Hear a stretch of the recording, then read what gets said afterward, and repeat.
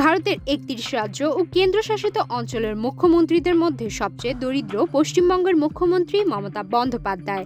বিষয়টি সহজেই বিশ্বাসযোগ্য না হলেও সম্প্রতি ভারতের বেসরকারি সংস্থা অ্যাসোসিয়েশন ফর ডেমোক্রেটিক রিফর্মস বা এপিডিআর প্রকাশিত এক প্রতিবেদনে এ তথ্য জানানো হয়েছে। এপিডিআর এর প্রতিবেদনে বলা হয়েছে, দরিদ্রতম মুখ্যমন্ত্রী মমতার সম্পদের পরিমাণ মাত্র ১৫ লাখ রুপি। অন্যদিকে ধনীর তালিকায় সবচেয়ে এগিয়ে রয়েছেন অন্ধ্রপ্রদেশের মুখ্যমন্ত্রী এন চন্দ্রবাবু নাইডু, যার ৯৩১ কোটি রুপির বেশি মূল্যের সম্পত্তি আছে।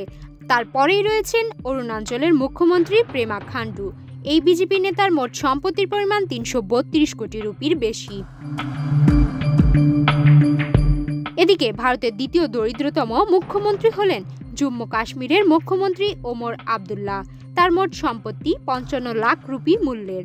এছাড়া কংগ্রেস শাসিত কর্ণাটকের মুখ্যমন্ত্রী সিদ্দারামাইয়ার মোট সম্পত্তির পরিমাণ ৫১ কোটি রুপির বেশি।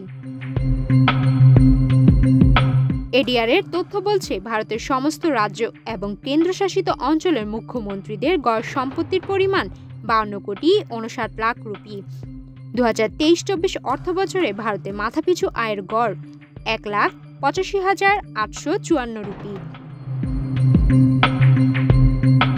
মুখ্যমন্ত্রীদের মাথাপিছু আয়ের গড় ১৩,৬৪,৩১০ টাকা, অর্থাৎ দেশের মাথাপিছু আয়ের গড়ের তুলনায় প্রায় ৭.৫ গুণ বেশি।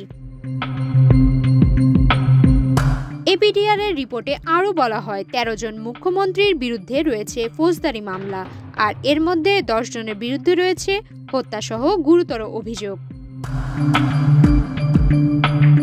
আর শিক্ষাগত যোগ্যতায় ১০ জন রয়েছেন স্নাতক, ৯ জন স্নাতকোত্তর, ৫ জন বিভিন্ন পেশায় ডিগ্রিধারী, ২ জন পিএইচডি, ৩ জন দ্বাদশ উত্তীর্ণ, আর মাত্র ১ জন ১০ম শ্রেণী পর্যন্ত পড়াশোনা করেছেন।